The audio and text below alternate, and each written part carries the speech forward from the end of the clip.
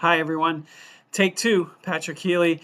Apologies for the low volume earlier. I switched laptops and it tested better. So let's see how it goes. I interviewed two deacons for this assignment, and Janie Haig was one of them. She is executive director at Camp of the Cross in Mitigoshi, North Dakota, and an amazing person. She is so good at what she does, and she's so passionate about being a deacon, which seemed to be the common refrain from everyone at the retreat and all the people we've met through the process. So she's right in that boat. She, has a funny story about her first call. It reminded me of the Pope's story recently last week that, he was playing pastor with an ironing board as the altar. Her story is they had an old church pew that was given to them, her family, and they cut it in half, and she used it for playing with putting her dolls in the pew, and then she was playing pastor. So it was an early sign for her, and things went the right way from there. She went to undergrad, and she was going to go to seminary, but her mom got sick, and that kind of paused her program for seminary. And then she eventually started to go through the process again and go through the ELCA process, and for the deacon path, because she knew for sure that's what she wanted to do. And they denied her at first. She was pretty surprised and rejected by that. But since she had just come out of undergrad, her student loans were pretty significant, and they were worried about piling on to that load of debt. So she, said, "Okay, I'll just figure it out and see what happens." But she learned about a bunch of scholarships that were available to her, and she did all the work to apply for them, and she did get them.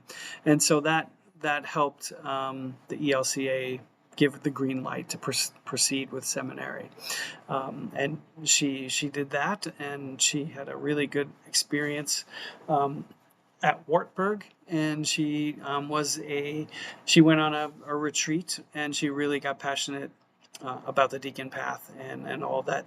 It wasn't called, they weren't called deacons, it was called diaconal ministry, so which is obviously the same too, but they didn't have the rostered word in service yet. It was something else.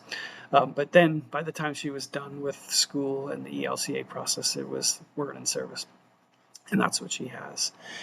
She was able to, after her internship, she applied for the Camp of the Cross, and that was a long process for her. She said she waited months to get the offer.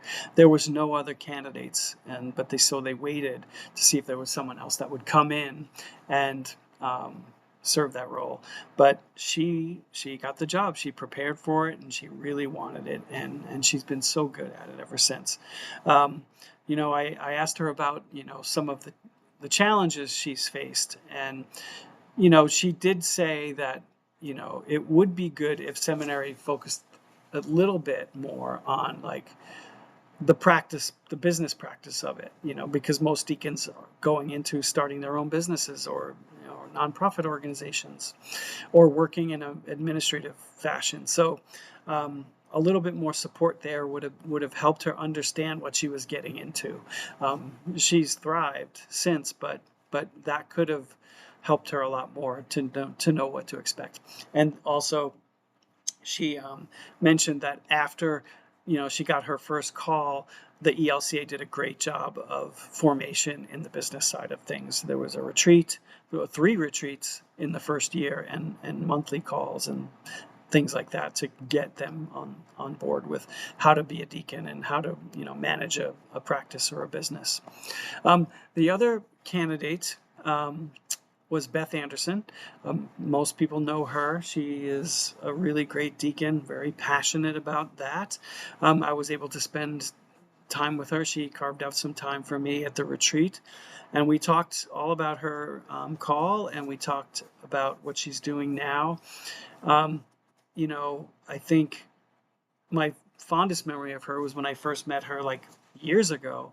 I wasn't even remotely ready to consider seminary or a path as a rostered minister, and she quietly and diligently kind of led me to it. And I didn't expect that. It wasn't a sales thing. It wasn't anything like that. It was just connecting and then reaching where I was and what I wanted to do. And she painted the picture for me.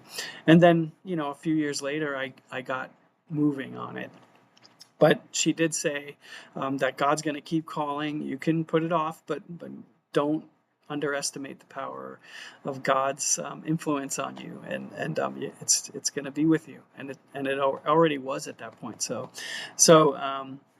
she, the great thing about Beth is um, she worked as an associate. She worked with the bishop in the synod as helping formation of new leaders in the church, and then after that she started her own practice, which is a really great pathway. She's mixing spiritual care with coaching, and I think that's a really great pathway, because that's something that I've been thinking about too, and I'll talk about that in a minute. So she takes her spiritual care practices, and then she helps guide people where they need to go, where they want to go, and she does it privately, and it's been a successful practice for her since she started it a couple of years ago. But it is very much a business, and she has to operate as that, and it's not an easy thing, she said, but it is something that she does really well, and the business is growing. You know, with spiritual care, there's a lot of like she says, holy listening, or Cody Sanders says, active listening, and that's very much the process of letting people share what they want to share, have compassion, have support, ask big questions, and then lead them and let them know where God is in all this. And when you can apply that with people being stuck in their careers, or they're grieving the loss of a loved one, those are cases where it's really helpful to be with someone like Beth Anderson. And so I look forward to her as a mentor for years to come, because I'll be going into similar path. So my vision for ministry is similar. It's spiritual care matched with helping people in crisis. So more direct on helping people with getting services they need from the community, and also using resources that are donated to my ministry to help people, whether it's clothing or food, and helping them get sheltered if they're unsheltered and things like that, but also provide spiritual care, because that's what they need most in a lot of ways. Yes, they have their addiction counselors or their social workers, but they need the love part, and I think that's where it's really underestimated, the power of pastoral care, and I do see a future for that in ministry. I took a job in order to learn more about this, as a community behavioral health liaison. So I'm working with community leaders, talking about the behavioral health clinic that I work with. And so I'm identifying needs in the community, and I'm also building relationships with community leaders and influencers for resourcing and all those things. So that's been a wonderful thing. I think that's exciting for me. The challenge is also, obviously, how to make it all work, and it's very much as starting a business, like we were talking about. So, but I'm up for that. My hope for the future of the church is to maybe get some more leadership on the deacon path. So I think from the retreat, it was pretty clear it's like a evolving process, and pastors don't really know yet what goes on with deacons and what to do with deacons. I've heard that several times, even though it's been several years in the making. I do think, if we could get some sort of influential leader to focus on deacons and spread that gospel of the deacons to all of the synods and get that word across and have everyone on the same page about the deacon role and how we can help. So that is one thing that I would like to see.